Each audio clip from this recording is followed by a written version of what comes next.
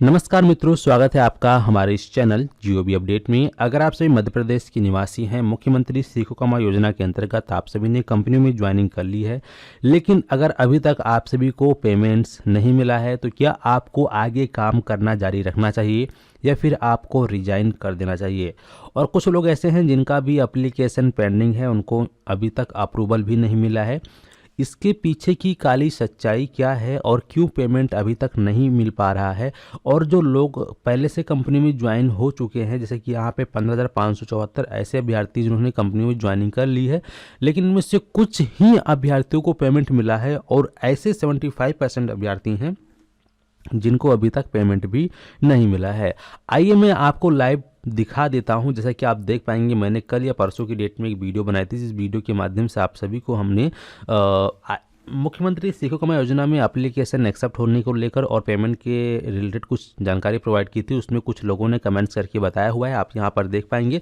इनमें से अगर आप वीडियो को देख रहे हैं तो आपका भी नाम आ सकता है। जैसे कि आप देख पाएंगे, यहाँ पर एक भाई हैं, इन्होंने कमेंट्स करके बताया है कि मैंने रिजाइन कर दिया है क्योंकि रूम का रेंट भी देना है और ये लोग सैलरी नहीं दे रहे हैं। यानी कि इस भाई ने, देख सकते हैं, जो है इसके अंदर ज्वाइनिंग की थी, काम कर रहा था बेचारा, लेकिन इसको जो है सैलरी नहीं मिल पा रही थी, जिसके कारणवश इसने रिजाइन दी थी क्योंकि उसको रूम का रेंट भी देना था। यानी कि बहुत से ऐसे लोग हैं जिन्होंने अपना घर छोड़ के किसी और जिले में जाके, यानी कि मध्य प्रदेश राज्य कोई छोटा मोटा राज्य तो है नहीं, उसमें भी कई सारे ज़िले हैं। जैसे मान लो आप इस ज़िले की दूसरे ज़िले की हो और आपको तीसरे ज़िले में जाके काम करना है, तो वहाँ पे आप रोज़ का अप डाउन नहीं कर सकते हैं। तो ऐसे में आपको रूम रेंट पर लेकर ही रहना पड़ता है।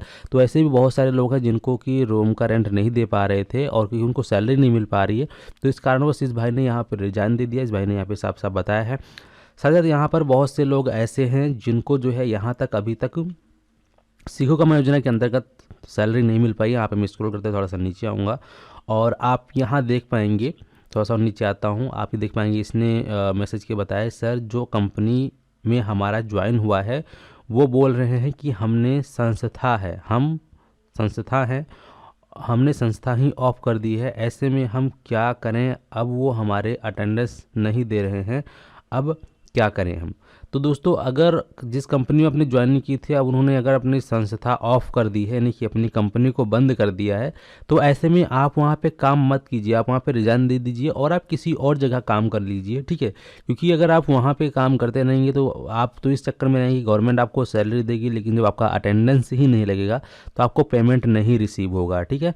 तो इसका आपको विशेष ध्यान रखना है। आप जो है प्राइवेट में कहीं और जाके जॉब कर सकते हैं, जहाँ पे आपको रेगुलर सैलरी मिलेगी और रेगुलर आप लोग काम भी करते रहेंगे। और यहाँ पे थोड़ा सा नीचे आएंगे, देख पाएंगे इस भाई ने कमेंट्स किया है कि नवंबर का नहीं आया है स्टाइपेंड, यानी कि इस भाई का अभी तक नवंबर मंथ का भी पेमेंट नहीं आया और दिसंबर मंथ पूरा खत्म हो गया और जनवरी भी चालू हो गई और आज 4 जनवरी है। और ऐसे में किस प्रकार से जो युवा लोग हैं कैसे काम करेंगे, इन लोग को भी इस चीज़ को समझना चाहिए, ठीक है। यहाँ पर एक नहीं, कई सारे लोग का कमेंट यही है कि मेरा अभी नवंबर की पेमेंट नहीं आई है, ठीक है। यानी कि बहुत से ऐसे अभ्यर्थी हैं जिनकी अभी तक नवंबर मंथ की पेमेंट नहीं है, दिसंबर मंथ पूरा निकल गया है और जनवरी लागू हो गया है। और यहाँ पे भाई ने कहा इसको कोई भी मंथ की सैलरी नहीं मिल पाई है, ठीक है। कुछ लोग ऐसे हैं जिनको कोई भी मंथ की सैलरी नहीं मिल पाई है। इसके मेन कारण जो है वो है, जिस संस्था या जिस कंपनी में आप काम कर रहे हैं, जिस कंपनी में आपने ज्वाइनिंग ली है, वहाँ के अटेंडेंस, जो लोग अटेंडेंस नहीं लगवा रहे हैं, ठीक है, इससे कारण से आपका पेमेंट रुक जा रहा है।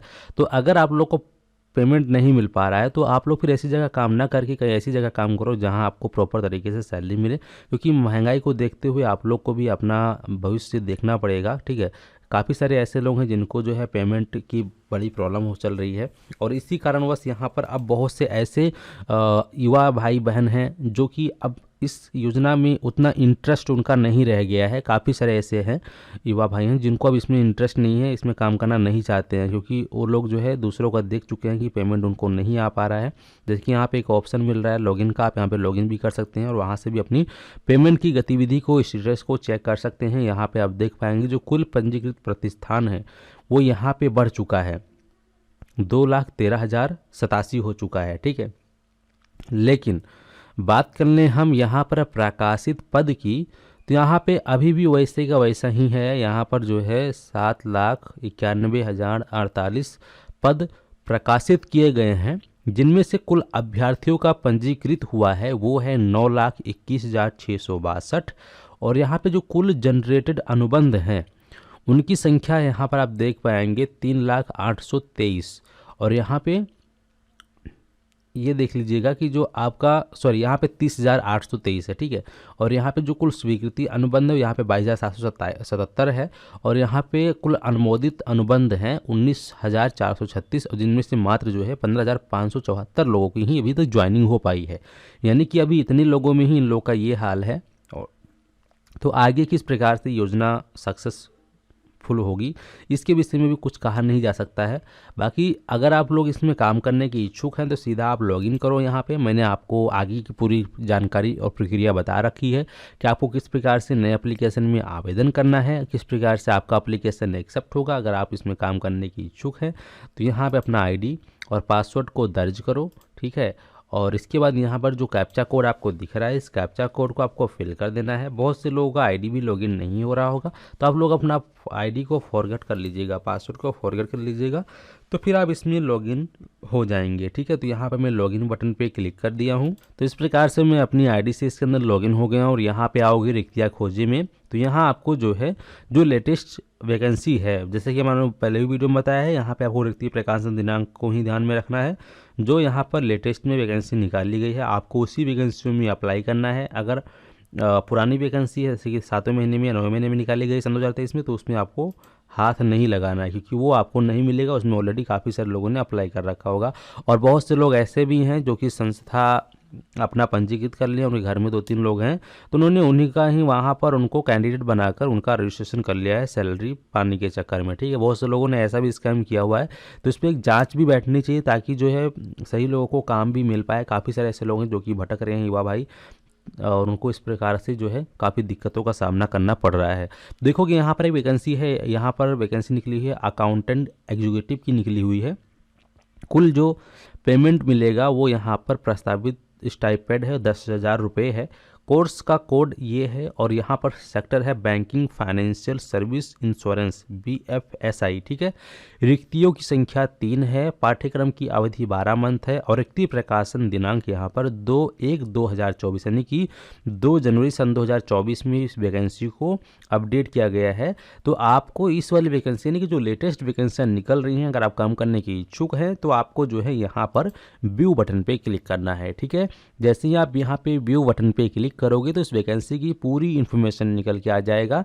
और फिर यहाँ पर आप ये देखोगे कि कोर्स का विवरण आपको देखने को मिलेगा। रिक्तियों की संख्या 3 है। और यहाँ पे टोटल जो है 3 कैंडिडेट अप्लाई कर चुके हैं। आप यहाँ पे देखोगे तो आपको अगर आप काम करने की इच्छुक हो और आप चाहते हो कि आपकी एप्लीकेशन जो एक्सेप्ट की जाए तो आपको फिर सीधा इसमें अप्लाई कर देना है, ठीक है। इस प्रकार से इसे अप्लाई करोगे आपका आवेदन सफलतापूर्वक अप्लाई हो जाएगा।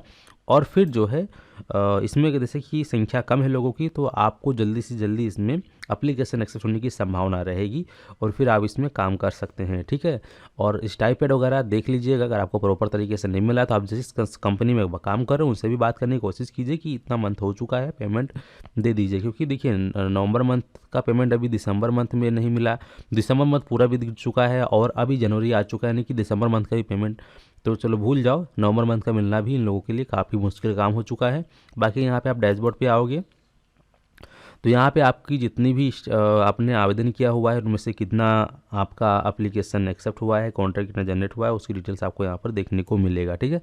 आशा करता हूँ कि आप लोग अच्छे से समझ गए हैं और चैनल पे अगर आप पहली बार आए हो तो सब्सक्राइब कर लीजिएगा ताकि इसी प्रकार की इन्फॉर्मेटिव वीडियो आप लोग सबसे पहले देख पाएँ। अगर आपको किसी तरह कोई दिक्कत आती है तो आप लोग सीधा हमसे कॉन्टैक्ट कर सकते हैं। हमारे वीडियो के डिस्क्रिप्शन बॉक्स में आपको email ID मिल जाएगा, सीधा अपना नंबर भेज दीजिएगा, मैं डायरेक्टली आपको कॉल करके आपसे बात कर लूँगा। धन्यवाद।